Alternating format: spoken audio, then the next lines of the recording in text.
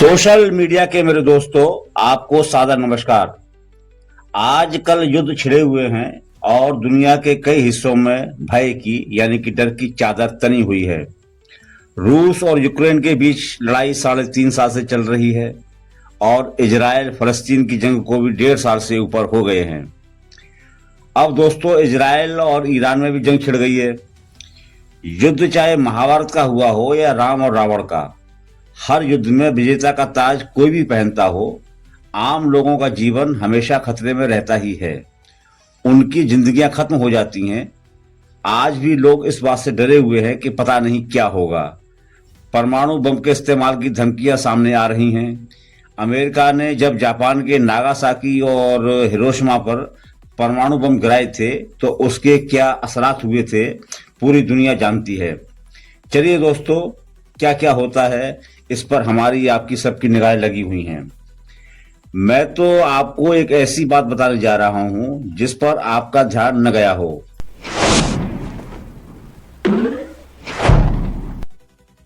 भारत की शक्ति के बारे में अभी दुनिया के देश जानते नहीं हैं। भारत के पास परमाणु बम है, ये तो सब जानते हैं। परमाणु बम तो कई देशों के पास हैं।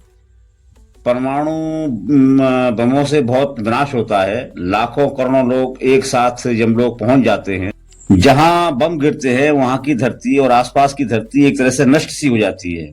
लेकिन दोस्तों, भारत के पास तो परमाणु बम से भी बड़ी शक्ति है, इससे भी बड़ी ताकत है। हाँ, यह बात भी जरूर है कि भारत सरकार को देश की इस शक्ति के बारे में अभी कुछ पता नहीं है। यह एक ऐसी शक्ति है कि भारत सरकार चाहे तो एक दिन में समूची धरती नष्ट हो सकती है।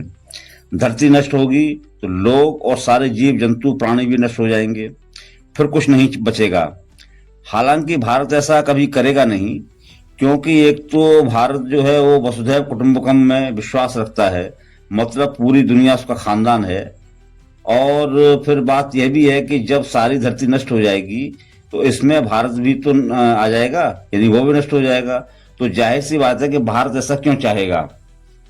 लेकिन दोस्तों, इतना तो होना चाहिए कि भारत सरकार इस शक्ति से वाकिफ तो हो जाए, ताकि वह दुनिया को बता सके कि वह चाहे तो एक दिन में समूची दुनिया को खत्म कर सकता है।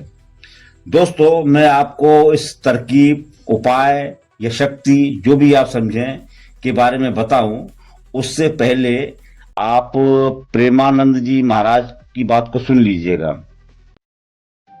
नहीं जाके करें या नाम जप भी हो सकती है। ये आपके पास गया वहाँ श्राद्ध पिंडदान से वहाँ के ब्राह्मण को जो कराते हैं उस पद्धति से नाम समय निकाल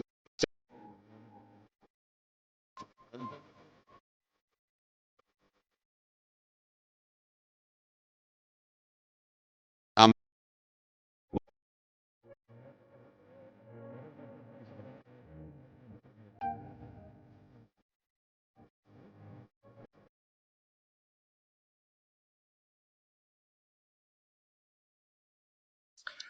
तो दोस्तों, प्रेमानंद जी ज्ञानी आदमी हैं, वे भगवान के भक्त हैं, उनकी भगवान से डायरेक्ट बात होती है।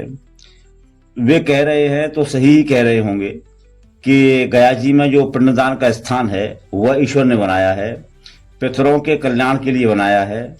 पिंडदान भगवान का विधान है, इसलिए पिंडदान जरूर करना चाहिए।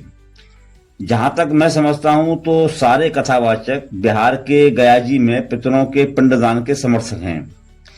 कथावाचक देवकीनंदन ठाकुर तो यहां तक कहते हैं कि गया जी में एक बार पिंडदान करने से पितर जन्म मरण के बंधन से मुक्त हो जाते हैं, उन्हें मोक्ष मिल जाता है। वाह, अब कमाल की बात है कि जब मोक्ष का इतना सरल रास्ता मौजूद है तो प्रेमानंद जी बेमतलब भी लोगों को परेशान किए रहते हैं कि राधे राधे जपते रहो, नहीं तो कसाई वाड़े से मतलब इस संसार से मुक्ति संभव नहीं है। चलिए दोस्तों, कथावाचकों की ये उलटवासियां अपनी जगह हैं। मैं तो भारत की उस अमोघ शक्ति बताता हूं जो पिंडदान से जुड़ी हुई है और गया जी में ही मौजूद है। दोस्तों, बिहार का जो जिला है ये गया जी, ये राक्षस गयासुर के नाम से पड़ा है। हालांकि गयासुर की कहानी पौराणिक है, लेकिन सच्ची बताई जाती है। तभी तो पौराणिक काल से लेकर अब तक इस जगह का नाम गया जी ही बना हुआ है। कथावाचक व्यासपीठों पर बैठकर राक्षस गयासुर की कहानी खूब सुनाते हैं और कहते हैं कि ये सच्ची कहानी है, सच्ची कथा है, इसे झूठ मत समझ लेना। तो कथा कहती है दोस्तों कि गयासुर एक शक्तिशाली राक्षस था। उसने कठोर तपस्या से विष्णु जी को प्रसन्न किया था। उसने अपने शरीर को देवी देवताओं से अधिक पवित्र होने का वरदान मांगा था और वरदान की मांग यह भी थी कि जिसका भी पिंडदान उसके शरीर पर होगा उसे मोक्ष मिल जाएगा। चूंकि गयासुर की तपस्या बड़ी कठोर थी तो विष्णु भगवान को उसके वरदान जो है पास करने पड़े, मतलब वरदान देने पड़े। चलिए दोस्तों, यहां तक तो ठीक था। गयासुर ने इन वरदानों के साथ एक शर्त भी रख दी थी और उस शर्त को भी भगवान विष्णु ने स्वीकार कर लिया था। गयासुर की शर्त यह थी कि अगर एक दिन भी उसके शरीर पर पिंडदान नहीं हुआ तो सारी धरती नष्ट हो जाएगी। तभी से गयासुर के पत्थर के शरीर पर रोज हजारों पिंडदान होते हैं। यह परंपरा लगातार बनी हुई है। दोस्तों, अब यही तो है भारत के पास परमाणु बम से बड़ी शक्ति। बस किसी भी तरह सरकार गयासुर के शरीर पर एक दिन के लिए पिंडदान रुकवा दे तो सारी धरती नष्ट हो जाएगी। अरे दोस्तों, आप हंस रहे हैं और मुझे कह रहे हैं क्या शेख चिल्ली जैसी बातें कर रहे हो।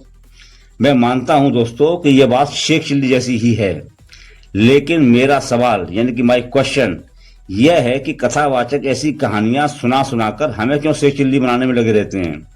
कहीं कथावाचक ही तो असली शेख चिल्ली नहीं है। इस चर्चा में दोस्तों बस इतना ही। मेरा आग्रह है कि मेरे आप इस YouTube चैनल को सब्सक्राइब करें, घंटी का बटन दबाएं, वीडियो को ज़्यादा से ज़्यादा शेयर करें और इसी तरह की वैचारिक चर्चाओं में बने रहने के लिए आप मुझसे जुड़े रहें। आपका बहुत बहुत आभारी, सुनीत गोस्वामी।